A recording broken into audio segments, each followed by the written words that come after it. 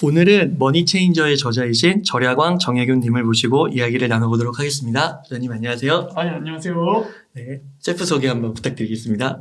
네, 저는 이번에 머니체인저라는 재테크 입문서라고 볼 수 있는데요. 네, 책을 쓴 절야광 정약용 채널을 운영하는 문준이라고 합니다. 네, 너무 유명하시잖아요. 너무 재밌게 보고 있습니다. 네, 그 질문으로 들어가서 그 책에 이런 내용이 있더라고요. 그 첫 인턴 월급이 83만 원에서 투자와 재테크를 성공하여 현재는 사회초년생 시절에 비해 수입은 12배, 자산은 90배 이상 늘어났다. 예. 이 과정의 이야기를 한번 들려주실 수 있으실까요? 예. 아까 제가 공학번인데요. 저희 세대를 아시겠지만 제가 대학 시절에 88만 원 세대라고 88년생. 예, 그런 담론이 갑자기 올라오면서 우리는 80만 원대를 받겠구나라고 그냥 막연하게 생각을 하잖아요. 근데 실제로 이제 80만 원대 월급을 받고 나니까 예, 물론 다른 분들이 그런 월급을 받지 않았을 거예요. 저 같은 경우에는 워낙 그 업종 자체가 저임금으로 시작하는 업종이었고 인턴이다 보니까 그렇게 받다 보니까 이건 진짜 아닌데 이거 큰일 났다. 네, 이런 생각이 딱 들었는데 저는 그 전공이 영상 시나리오 전공이긴 했는데 보통 영상이라고 했을 때 다양한 영상 분야가 있잖아요. 근데 저는 영화 쪽은 저랑 맞지 않다고 생각했었어요. 예, 워낙 그 하나의 어떤 그 대비를 위해서 너무 긴 세월을 경제활동 없이 해야 되는 부분이 있어서 제가 뭐 집이 잘 살거나 제가 경제력이 많거나 이런 사람이 아니었기 때문에 일단은 돈을 벌어야 된다 생각해가지고 영상 분야 중에서도 그나마 좀 그 경제 활동을 할 수 있는 분야로 진출을 한 거죠. 그래서 그때 갔던 게 이제 그 상업적인 다큐멘터리를 만들어주는 회사로 예, 처음에 가게 됐죠. 그러니까 기업들 다큐멘터리 영상 만드는 회사로. 네. 그런데도 아직 그 임금은 그렇게 크진 않았던 거군요. 그렇죠. 임금이 전혀 크지 않았고요.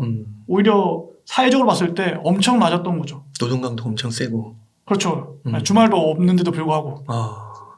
네. 그렇게 해가지고 그때는 제가 이제 그 부업에 대한 개념도 몰랐고요. 엔잡에 대한 개념도 몰랐고, 뭐 엔잡에 대한 개념을 알았다고 해도 내 시간이 없으니까 못했겠죠. 그래서 일단은 여긴 아니니까 이직을 해야 된다. 조금 더 월급 주는 대로 가자라고 해서 그 당시에 제가 이제 뮤직비디오를 만드는 회사로 옮기게 돼요. 네. 네. 그래서 이제 뮤직비디오 만드는 회사로 갔더니 월급이 그 실수령액으로 107만 원. 그러니까 연봉으로는 1,400만 원이었을 거예요. 그래서 실수령액으로 107만 원인데 다행인 거는 한 달 동안에 참여하는 작품 수가 6작품 이상을 참여하게 되면 한 작품당 10만 원씩 인센티브를 줬어요. 보통 8개 정도 참여했거든요. 그러면 20만 원 더 받는 거니까 127만 원을 받게 됐죠. 그래서 127만 원을 받으니까 83만 원 받던 시절보다는 나아지니까 다행이다 싶었는데 당시에 제가 이제 보증금을 낼 돈도 없다 보니까 그 회사가 이제 저 청담동 근처에 있었거든요. 근데 그 근처에는 너무 비싸니까 압구정 쪽으로 최대한 내려와가지고 고시원을 하나 구했는데 고시원비가 35만 원 정도? 네, 그래서 그거 내고 이것저것 다 안 쓰고 살아보니까 왜냐면 밥은 이제 점심과 저녁은 다 회사에서 해결하고 촬영 나가면 밥 차오니까 그걸 해결하고 하다 보니까 먹는 거에 돈 들 일은 없는 거고 사람 만날 수도 없고 시간이 부족하니까 그래서 남은 돈들은 거의 다 저축을 하게 된 거죠. 그리고 그 당시에 그 재테크를 그 당시에는 몰랐지만 집을 마련하기 위해서 청약은 들어놔야 된다는 생각이 들었기 때문에 지금 생각하면 바보 같은데 10만 원이 아니라 2만 원씩이라도 붙자해서 2만 원을 냈죠. 네. 그러면서 계속 이제 월급만 저축하다 보니까 1년 지나다 보니까 1,000만 원의 돈이 저한테 들어왔어요. 네. 1,000만 원이라는 돈으로 뭔가를 할 것 같았는데 막상 받고 나오니까 모으고 나니까 아무것도 못 하는 거예요, 이걸로는. 네, 그 당시에도 이제 뭐 보증금을 낸다고 해도 1,000만 원이라는 돈이 보증금으로 큰 금액도 아니었고 월세를 훨씬 많이 내야 되니까 그러면 1,000만 원 보증금 삼아서 월세 이 정도 낼 바에 차라리 고시원에서 더 머물자. 네, 고시원비가 더 월세보다 싸니까요. 그래서 제가 보증금을 한 3,000만 원까지는 모으게 돼요. 그래도 되게 열심히 모으셨네요. 그러니까 일단 1년에 제가 1,000만 원씩은 모아야지 인생이 그나마 바뀌겠다. 그렇다고 대단히 바뀌는 건 아니고요. 조금은 나아지겠다. 그래서 제가 3년 차까지는 무식하게 모았죠.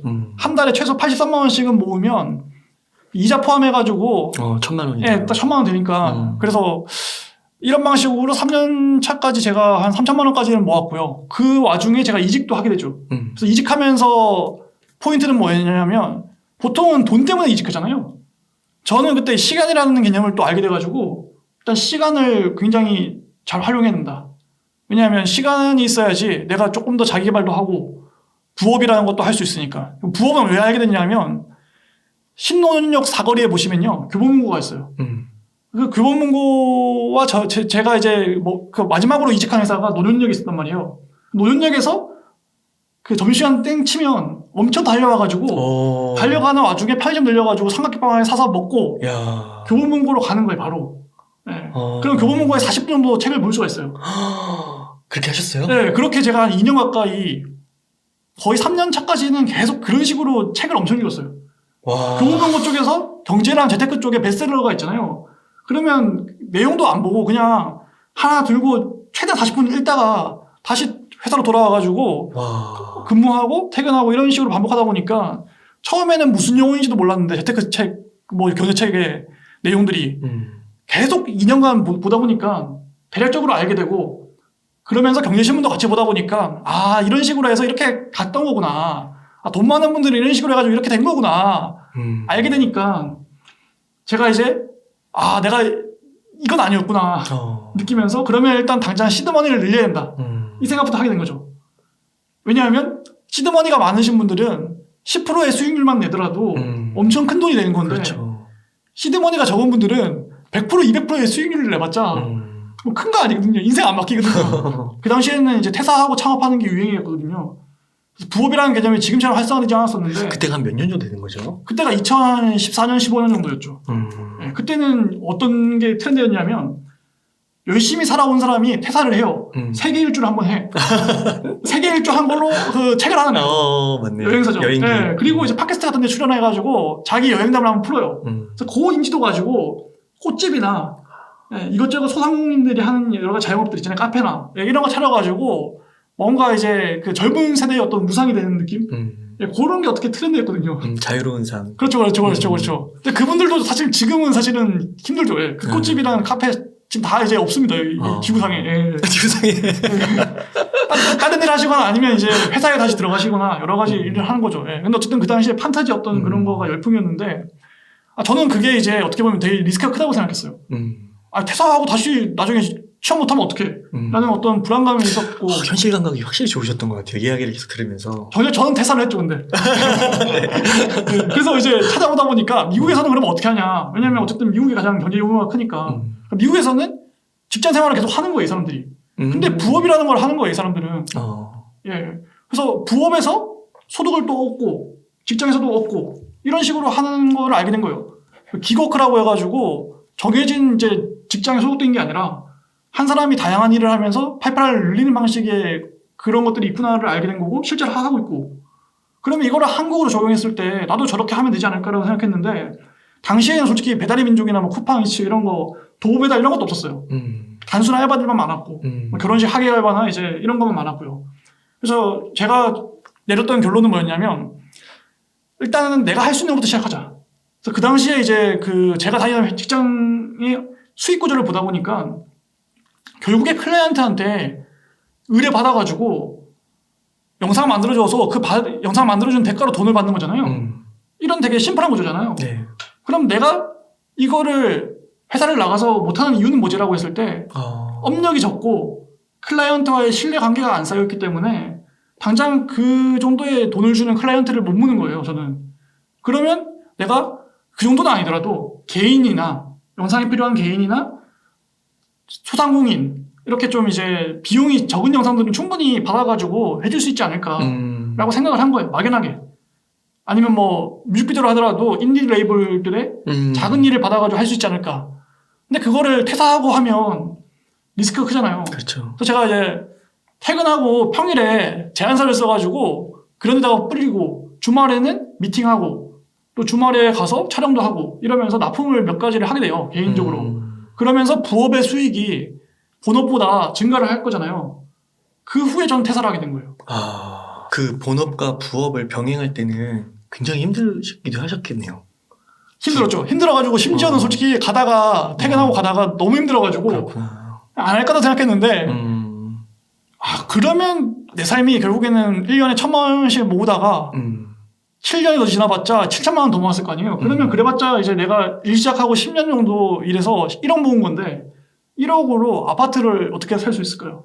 그 당시에도 못 샀고 지금도 못 사지만 그러면 이제 결혼이라는 것도 포기해야 되고 뭐 가정생활도 못 하겠구나. 왜냐면 저 같은 경우에는 뭐 독신주의자는 아니었고 가정을 만들어서 굉장히 가족들과 행복하게 지내고 싶다라는 니즈가 있었기 때문에 이걸로 가면 답이 없다. 네, 이런 경제 활동으로는 답이 진짜 없다. 왜냐면 그 당시에 영상업계에서 일하던 선배분들도 가정을 꾸린 분들이 많이 없었고요. 가정을 꾸렸더라도 이혼하신 분들이 굉장히 많았어요. 그래서 내가 원하는 삶은 저런 게 아닌데, 그래서 답을 찾아야 되잖아요. 그래서 퇴근길에 너무 힘든데 편의점에 들려가지고 초코바 하나 사가지고 그거 물고 도서관에 가서 도서관에서 작업 마무리해서 제안서 내고 이제 집에 가고 이런 삶을 했던 거죠. 왜냐면 집에 가면 하기 싫어지니까. 그러니까요. 그럼 이제 그때부터는 좀 어떻게 좀 많이 이렇게 수익이 상승을 하기 시작하신 건가요? 그렇죠. 예. 그러니까 제가 이제 놀랐던 게 뭐냐면 정말 그 타이밍적으로 좋았던 때는 한 3일 일하고 직장 생활 월급만큼 번 적도 있고요. 그래요? 퇴사하자마자. 왜냐하면 제가 어떤 큰 프로젝트에 어떤 뭐 제작 PD나 이런 걸로 들어가게 되면 잠깐 일해주고 그 기간 동안에 일해주고 인건비를 받아오는 구조잖아요. 그러면 그분 입장에 그 회사 입장에서는 이 사람의 경력을 인정해서 외주로 일을 준 거기 때문에 그냥 그 기간 동안에 그냥 일하고 그냥 딱 주는 거예요.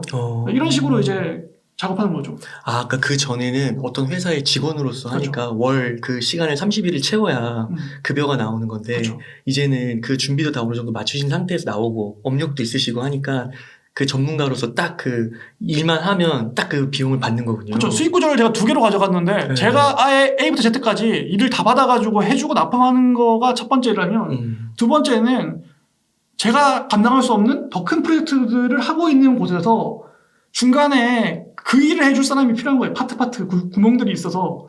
그럼 그 프로젝트에 잠깐 들어가서 그 파트를 해주고 인건비 받아 나오는데 요 인건비 받는 게 한 3일 일하면 한 달 월급 정도 나오는 정도의 그게 됐던 거죠. 그래서 그때 이제 현타가 왔죠.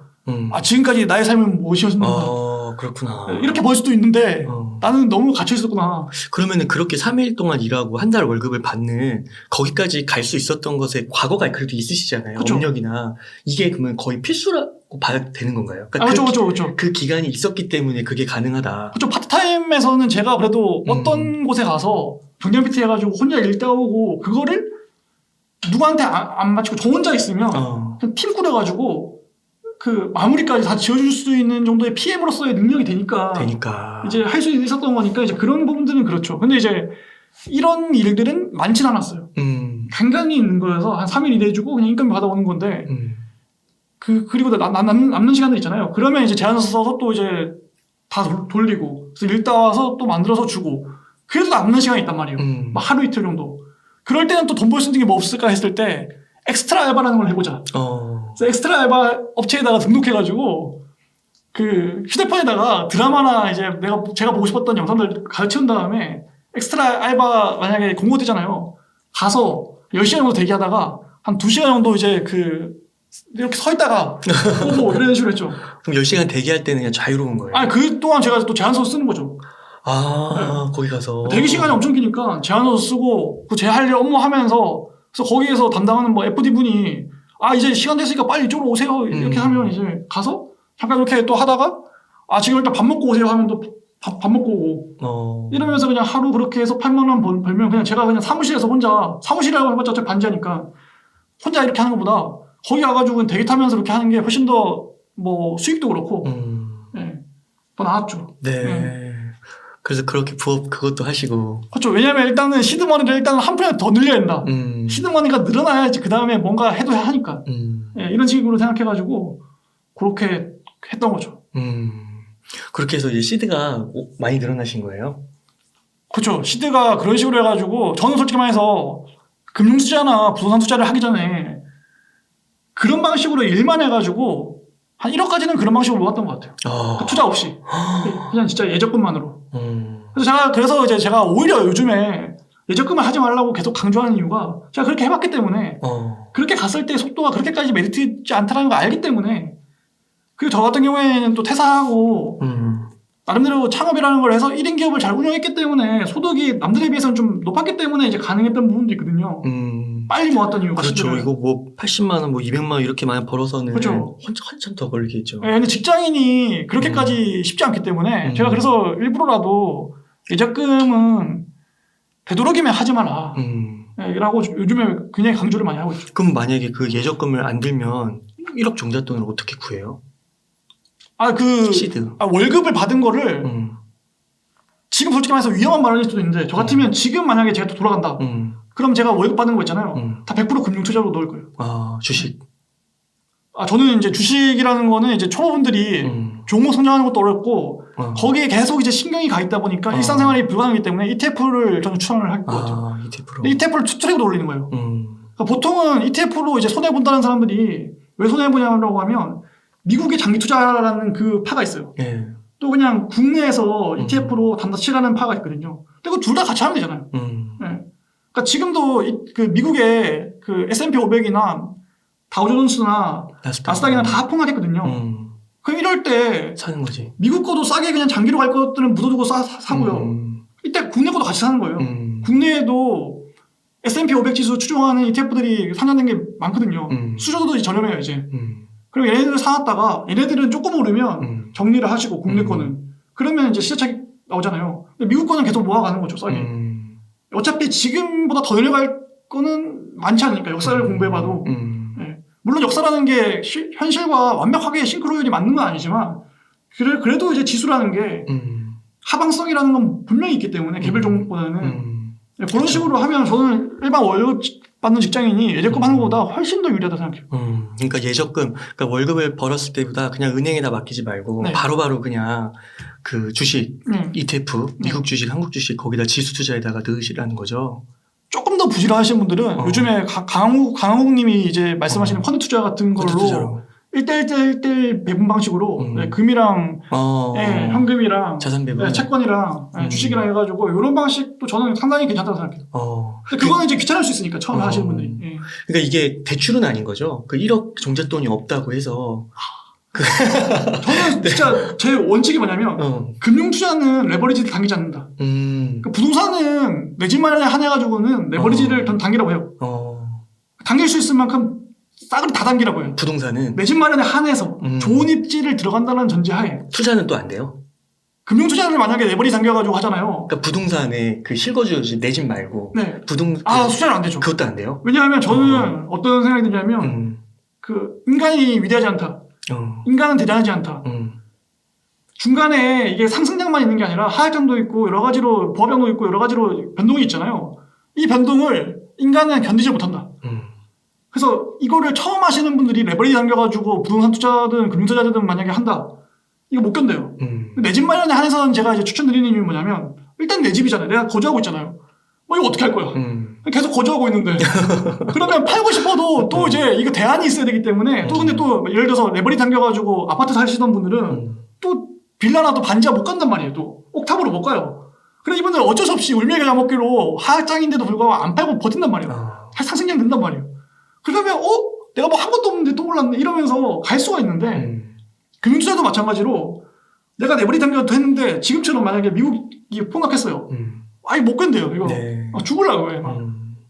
일상에 연무가 안 된단 말이에요. 그러니까 이제 그런 인간의 심리를 봤을 때 하면 된다는 거죠.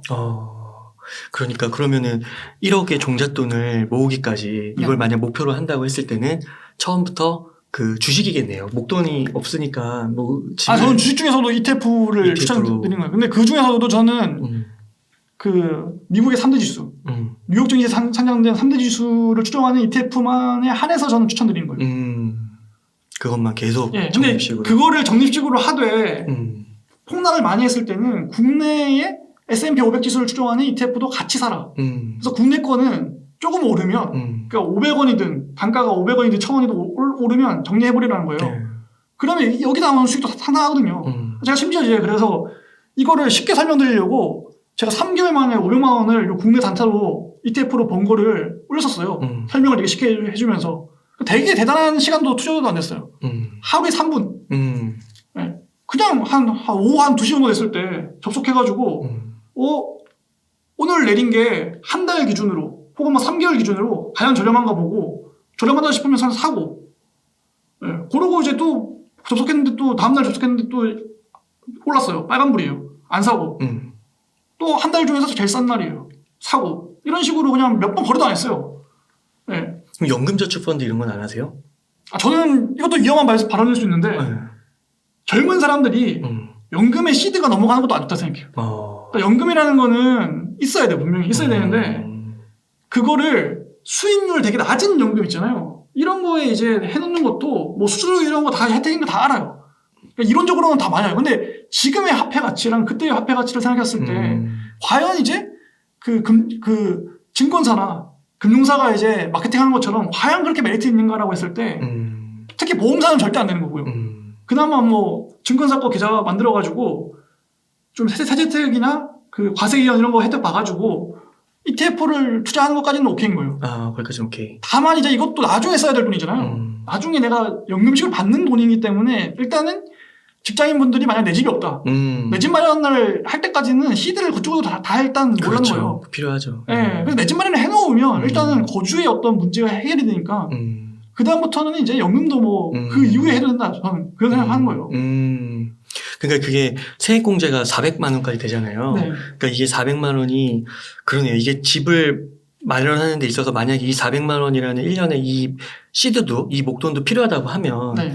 들면 안 되는 거고. 네. 근데 뭐 내 집 마련을 하는 계획이 어느 정도 나오는데 네. 이 400만 원 정도는 그냥 내가 넣어두겠다 네. 하면은 그런 사람은 또 넣어도 되는 거고. 그렇죠. 저 같은 경우는 개인적으로는 이제 내 집 마련하기 전에 분들은 연금 때문에 너무 이제 또 한 달에 맞아요, 이분 입장에서 맞아요. 30만 원씩 나가는 거 빡빡할 수 부담스럽거든요. 그리고 직장인 월급이라는 게 사실 뻔하니까. 맞아요. 이것도 내 집 마련을 위해서 일단 다 하고 나중에 연금은 내 집 마련 다 되고 나서 이제 세팅해라. 그래서 솔직히 말해서 이게 웃긴 얘기일 수도 있는데 그때까지 살아있을 때는 부담도 없어요. 연금 받을 때까지. 저는 그렇게 생각하면 살고 있어요, 진짜. 근데 맞아요. 되게 저도 이해가 가는 게 이게 주택연금도 되잖아요, 사실. 그렇죠. 그러니까 뭐 주택 그 내 집 마련에 1차 목표를 둬서 의식주 중에 또 하나니까 그렇죠. 안정적으로 얻고 또 그걸로 또 연금을 받을 수도 있는 거니까. 그렇죠. 주택금 연금으로 돌릴 수도 있고 나중에. 그러니까 이게 월 33만 원이잖아요, 400만 원인데. 그렇죠. 근데 이게 또 어떻게 보면 대출 원리금 이자 그거 부담이 될 수도 있잖아요. 30몇만 원이. 그 맞는 것 같아요. 저는 그래서 항상 이런 주장을 할 때마다 조심스러운 부분이 있어요. 연금에 되게 또 이제 믿음이 또 강하신 분들이 있기 때문에. 그렇죠. 근데 저는 일단 내 집 마련이 되신 분들은 당연히 연금 하셔야 되는 건데 안 된 분들에 한해서 말씀을 드린 거예요. 내 집 마련 안 된 분들 한해서. 그러시군요. 그러면은 그렇게 해서 거의 1억을 예적금으로만 모으셨어요. 근로소득과. 그럼 그 다음에 이제 어떤 테크트리를 좀 밟아가신 거예요? 일단은 그래서 반지하가 이제 슬슬 이제 몸이 아플 것 같은 느낌이 들어서 반지하를 벗어나야겠다. 그래서 그 당시에 제가 연신내로 연신내에 한 80년대 후반에 지어진 빌라가 있어요. 네. 그 빨간 벽돌 빌라 아시잖아요. 그런 데로 이제 옮겨서 지상으로 이제 드디어 올라가게 된 거죠. 지상으로 올라가서 사신 거예요? 안 샀죠. 빌라는 절대 빌라 뭐 80년대 빌라 뭐 재개발이나 이런 거 아니면 절대 안 사죠. 안 사는데 그 전세로 일단 옮겼죠. 그래서 그때 그래도 평수가 많이 넓어졌어요. 그래도 한 14평 정도로 넓어지고 방도 한 2개 있고 하나 옷방으로 하고 하나 제 방으로 해서 또 주방이랑 뭐 화장실도 있고 하니까 실내에 예전에 또 제가 반지 하나 또 옥탑 할 때는 화장실도 밖에 있었거든요. 그러셨구나. 그래서 일단은 그래도 사람다운 삶을 그나마 구성해서 그것도 사실은 밖에서 보면 되게 허름한데 안에는 리모델링 잘 해놨었어요. 제가 리모델링 하지 않았고요. 전세인데 리모델링에 돈 안 씁니다. 이미 사셨던 분이 그렇게 해놓으셔가지고 그런 데 구해가지고 전세로 한 9천만 원짜리에 들어가서 살게 됐죠. 그러고 나서 제가 이제 이제는 내 집만을 레버리지 단계에서 할 때다 라고 생각해서 청약으로 할지 경매로 할지 여러 가지를 알아보다가 그 때마침 제가 이제 결혼을 하게 돼가지고 그러면 신혼부부 그 특공을 이용해서 가든지 아니면 그 경매가 위험하다 싶으면 금매로라도 나온 게 있으면 시세보다 낮은 걸로 나온 게 있으면 일단은 사자. 왜냐면 결혼을 집 때문에 미루는 건 아니잖아요 또. 왜냐면 결혼이라는 게 뭐 나만 중요한 게 아니라 상대방의 집안도 중요하고 여러 가지 타이밍이 중요하니까 그래서 어떤 타이밍에는 무조건 집을 구해야 되는 상황인 거잖아요. 그렇죠. 근데 내가 경매라는 타이밍, 청약이라는 타이밍 때문에 결혼을 일단 미룰게 이건 아니잖아요. 그래서 제가 그 집을 구할 때 레버리지 당겨가지고 구하게 되는 거죠. 네. 그래서 집을 사셨어요. 그렇죠. 그때는 샀죠. 그냥 매매를 하신 거예요? 매매를 했죠. 잡아서? 네. 그때 산 게 이제 그 25평짜리 수도권에 있는, 네. 그래도 여기서 그렇게까지는 멀지 않은, 네. 초등학교도 옆에 껴있고. 혹시 그때 레버리지를 얼마나 받은지 여쭤봐도 돼요? 제가 50%는 레버리지 썼던 것 같아요. 많이 안 쓰셨네요. 그때도 레버리지에 철칙이 있어가지고, 네. 그러니까 한 달에 내가 납부해야 되는 돈이 너무 부담스러울 때까지 하지 말자. 네. 제가 만약에 지금 관점이면 더 썼을 수도 있을 것 같은데, 네. 근데 그 당시에는 제가 이제 직장인이 아니고, 저도 이제 매달 수익이 이렇게 그렇죠. 되던 시기였던 사업자니까. 거고, 예, 사업자이기 때문에. 그래서 만약에 안 됐을 때, 또 몇백만 원에 만약에 원금이자 낸다고 했을 때는 부담이 있을 수 있으니, 그만큼 부담이 없을 정도까지만 했을 때, 한 50% 정도면 부담이 없다. 네. 그래서 50% 정도만 했던 거죠. 네. 그렇게 해서 이제 내 집 마련까지 하시고, 네. 그렇게 하시면서 또 일을 열심히 하시고, 그렇죠. 유튜브도 그때쯤 하신 건가요? 유튜브도 그 전부터 했었죠. 그 전부터 하셨고. 네, 근데 이제 제가 수익 구조가 어쨌든 아까 퇴사하고 나서 수익 구조가 다양했다고 했잖아요. 그러면서 유튜브도 같이 하게 된 거예요. 근데 유튜브를 하게 된 거는 제가 이제 경험해 보니까 제 시간의 어떤 확보를 위해 가지고 어떻게 보면 퇴사하고 나서 제 일을 시작한 건데 클라이언트를 상대로 하는 일은 결국에는 내 시간이 없는 거예요.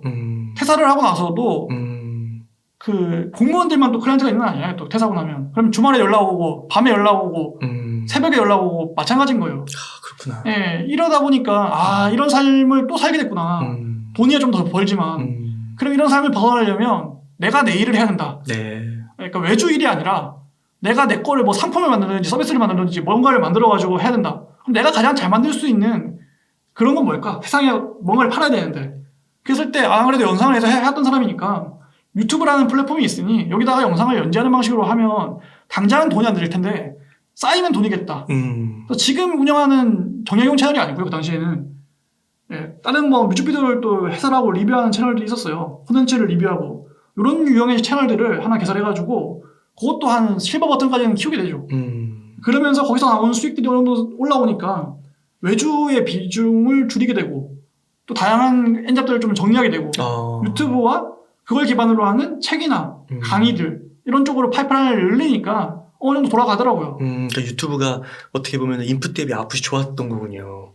그래서 거기에 이제 처음에는 안 좋았는데 쌓이니까 그것도 한 2년 하다 보니까 2년 정도 운영하다 보니까 그냥 쏘쏘하다. 나쁘지 않다. 내 시간은 확보가 된다. 그런 느낌. 그렇게 해서 이제 그걸로 또 책도 쓰시고 그렇죠. 이번에 이 머니체인저 전에 또 2권의 책이 쓰신 거잖아요. 머니체인저 전에 왕초보 유튜브 부호방이라고 그 첫 번째 채널을 이제 성공시킨 경험을 통해서 입문서 개념으로 쓴 거죠. 그리고 그걸 기반으로 해가지고 제가 이제 태사학교라는 곳에서 한 2년간 유튜브 강의를 하게 됐거든요. 강의도 하시고. 지금은 또 세종사이버대학교 강의도 하시잖아요. 네, 지금은 이제 사이버대학교에서 이제 그 유튜브 강의를 하고 있고요. 네, 그런 식으로 지금 이제 계속 운영 중이죠. 그러니까 이렇게 해서 계속 사업이 확장되고 다양해지고. 파이프라인을 늘리고 그리고 거기서 효과 있는 것으로 또 집중하고. 그렇죠. 그리고 제 시간을 좀 더 확보할 수 있는 방향으로 계속 옮겨가는 거죠. 제가 이제 그래서 그런 방식으로 이제 운영하다가 이제 내 집 마련을 이제 하게 됐고, 그걸 통해서 이제 그걸 빨리 갚아야 되잖아요. 원금이자를 저는 이제 갚으려고 하셨어요? 느리게 갚아도 되는데 저는 어떤 생각을 했냐면 다음에 더 큰 투자를 위해서 레버리지 당길 때를 위해 지금 있는 레버리지는 어떻게 보면 되게 이게 어떻게 보면 진짜 엄청 큰 신축에 대장입지에 제가 막 레버리지 당겨가지고 들어간 거면 사실은 계속 가져가죠. 30년 정도. 예를 들어서 강남의 한복판에 어떤 신축에 제가 됐어요. 운 좋게. 정말 어떠한 운을 다 썼는지 모르겠지만 살상만으로도 이게 웃음이 나오시네. 기분이 좋아지는데 그래서 만약에 돼서 제가 30년 정도 대출 받아가지고 여기를 했어요. 이러면 안 갚아도 되죠. 이거는 계속 원금이자 조금씩 내가면서 이렇게 가져갈 건데 그게 아니었고 저는 수도권에 25평짜리 그냥 좀 구축 옛날 90년대에 지어진 아파트를 그냥 한 거기 때문에 요거는 그냥 빨리 이제 원금이자 갚아버리고 요거는 청산해놓고 나중에 이제 더 큰 거를 위해서 레버리지를 당길 때를 대비해서 빨리 갚아야 된다 생각해서 예적금의 길은 아니라고 저는 생각을 했었거든요. 당시에 이제 더 이상은.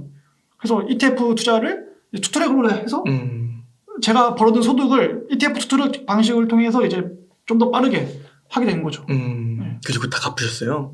갚았죠. 갚은 것도 거의 한 뭐 1년도 안 걸렸다. 1년 반? 야, 네. 그러셨구나. 네. 1년 반 정도 걸렸던 것 같아요. 1년 반. 그거 이제 그냥 대출금이 그때 당시 한 1억 2,500 정도 받았던 것 같은데 1억 2,500 한 1년 반 정도 만에 다 갚았죠. 네. 그러셨군요. 그 다음에는 이제 투자는 계속 금융투자 쪽으로 가시는 거예요? 그렇죠. 금융투자를 계속 운영하면서 이제 하다가 제가 이제 아까 말씀드렸잖아요. 레버리지를 당기기 위해서 조금 이제 정리를 한 거라고. 빨리 갚았다. 예, 근데 레버리지를 안 당기고도 이제 좀 뭐 투자를 할 수 있는 기회가 생겨가지고 이제 그 집에서 이제 이사를 가게 됐죠. 예, 그 집에서 이사를 가가지고 하나는 좀 평수를 넓혀가지고 자가로 해서 34평짜리를 하나 마련해 놓고 아파트를 마련해 놓고 또 제가 열심히 또 부동산 공부하다 보니까 1주택자의 포지션은 투자의 개념은 아니더라고요. 그렇죠. 2주택은 돼야지 그래도 투자의 개념인데 3주택까지 가기에는 어떻게 보면 정부 규제나 이런 게 너무 심하니까 갑자기 세지죠. 세금도 너무 징벌적인 세금이고 하다 보니까 이건 아니다 싶어서 이제 하나는 또 세입자분한테 세를 주는 방식으로 세팅하게 돼서 2주택 포지션으로 가져가게 되면서 이제 뭐 남는 돈들은 전부 다 금융투자로 돌려가지고 왜냐하면 다른 투자들은 너무 이제 들어가는 시간이랑 제가 여러 가지로 피곤하게 관리해야 되는데 금융투자는 깔끔하게 넣어두면 ETF 투자? 알아서 이제 가는 거니까. ETF 투자라고 했을 때도 결국에는 이게 투트랙으로 돌리면 국내야 조금씩 뭐 샀다 팔았다 이렇게 할 수 있는데 이것도 제가 하루에 3분 미만으로 줄여놨고요. 하는 방식을. 그리고 이제 이거는 어쨌든 떨어질 때마다 적립식으로 사면 되는 거니까 미국은. 이런 식으로 좀 심플하게 가져가니까 어렵지는 않더라고요. 아, 그러셨군요. 네. 이게 제가 말씀을 들었을 때는 진짜 첫인턴 월급 83만 원부터 이렇게 주택은 일단 2주택이고 그 다음에 금융자산도 이렇게 돼 있고 그래서 수입은 12배 자산은 90배까지 늘었는데 정말 열심히 사셨을 것 같아요. 그리고 고시원, 반지하, 빌라 그리고 아파트까지 정말 열심히 사셨을 것 같은데 어디 이렇게 밟아 오시면서 많은 분들도 그렇게 느끼실 것 같은데 이게 진짜 가능하냐 진짜 이게 절약왕님만이라서 가능한 게 아니냐 이런 또 질문을 던질 수 있잖아요. 어떻게 보세요? 그러니까 모든 사람은 불가능할 수도 있고요. 모든 사람은 또 가능할 수도 있다고 생각하는 거예요. 네. 가능하다고 믿고 작게나마 실행하는 분들은 100%라고 했을 때 조금의 가능성이라도 열리는 거고요. 나는 불가능하니까 안 하려는 순간에 그냥 0%의 가능성인 거죠. 저는 그래서 안 된다고 하지 말고 아니라고 하지 말고 긍정적으로. 그래서 어떻게 보면 긍정이 되게 요즘에는 되게 좀 식상한 가치라고 생각하고 사람들이 그냥 현실적으로 냉정하게 보는 게 되게 좋다고 생각하잖아요. 그래서 저도 되게 냉정하게 현실적으로 보는 사람이기도 한데 마음속에는 긍정을 굉장히 많이 가지고 있어요. 긍정이 가득해야지 시도를 하게 되고 시도를 해야지 10개 중에서 한두 개라도 얻어 걸리는 거거든요. 그래서 긍정적으로 만약에 생각하시면서 10개를 시도해서 한두 개 얻어 걸린다면 가능하다고 저는 생각합니다. 네. 이게 대략 한 10년 걸리신 건가요? 12년? 2010년이면은 10년 걸렸네요. 10년 걸리네요. 네, 10년 걸렸네요. 아, 그러시군요. 그래서 지금은 이제 제가 이제 전에 듣기로 이제 아기도 돌 지나가지고 그렇죠. 너무 예쁘고 가족들과 시간도 많이 보내고 며칠 전에 또 여행도 갔다 오시고 그렇게 이제 어떻게 보면은 가정과 일을 이렇게 같이 균형 있게 또 양쪽에 또 행복을 다 찾아가시는 거잖아요. 네네. 그렇죠. 그러니까 수익이라는 거를 계속 늘리다가도 이게 시간의 어떤 균형에 대해서 많이 생각하게 되더라고요. 그러니까 조금 더 시간 써가지고 일하면 더 벌 수 있는데 이거 좀 덜 벌고 그냥 시간을 더 가족한테 보내자. 맞아요. 요 생각을 하게 되면서 어느 순간에 저도 이제 균형을 위해서 욕심을 좀 내려놓고 좀 균형을 맞춰가는 삶의 과정인 것 같아요. 시간과 어떤 돈에 대한. 그래서 조대님 이렇게 이야기를 들으면서 정말 느껴지는 게 많고 정말 긍정의 힘을 갖고 작은 것부터 이렇게 5년, 10년 한번 해보자 이런 동기부여가 되는데요. 이번에 이제 머니체인저 이렇게 책을 써주셨잖아요.